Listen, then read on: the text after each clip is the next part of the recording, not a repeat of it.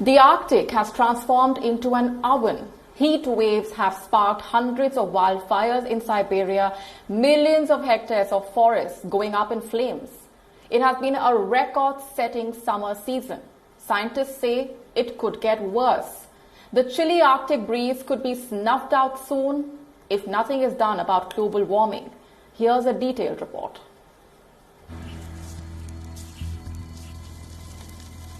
Forests in the Arctic region are up in flames. They are burning with great intensity. The smoke has reached the west coast of the United States. In Siberia, close to 3 million hectares of forest are on fire. Since January this year, more than 4 million hectares of forest has already gone up in flames. The heat wave has reduced the expansive boreal forests into a bone-dry patch of land. Since last month, Siberia has been registering record temperatures. Over 38 degrees Celsius in some regions, which is abnormal in the Arctic. Scientists believe the recurring heat waves will continue to spawn wildfires, given the number of fires that emergency workers must put out, over 150 at last count. Cloud seeding aircraft is being used to bring down rain over the wildfires. We are monitoring the clouds, and when we find enough clouds over a wildfire, the plane immediately takes off. Today we are going to work over 2 or 3 wildfires.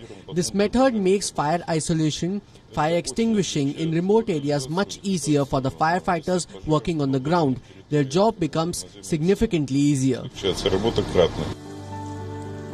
Satellite images show that much of the Russian Arctic is in the red.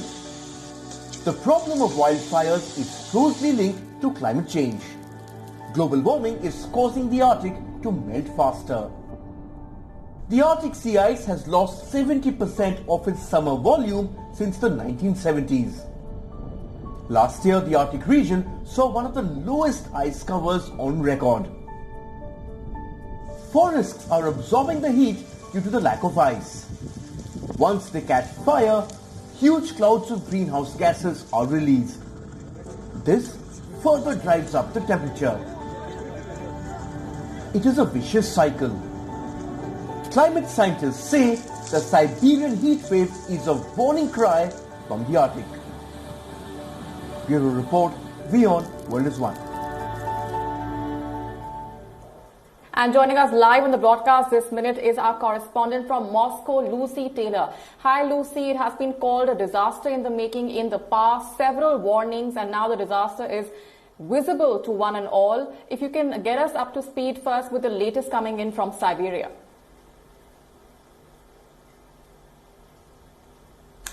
Yes, well, these wildfires have been going on for months now, as you say, and it's all part of these record temperatures on the 20th of June, temperatures of 38 degrees in one part of Russia, the highest ever, the hottest ever recorded within the Arctic Circle. And on the whole, it's we're learning now that it's 5 degrees on average warmer, 5 degrees warmer between January and June than the average of previous years. So very hot temperatures causing these, or at least exacerbating these wildfires, also causing things like melting permafrost, thawing ice, which cause problems in their own right. So it's not just the hot temperatures, the hot weather, it's the effects that these are causing as they do so.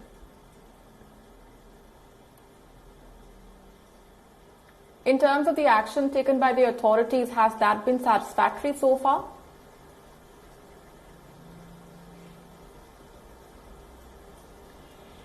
Yes, well, Vladimir Putin declared a state of emergency in June about the situation happening in Siberia because of the wildfires. And then at the end of May, we also had the large diesel spill accident, which was caused in the city of Norilsk, was caused because of collapsing infrastructure at a power plant when 20,000 tons of diesel were released into the environment.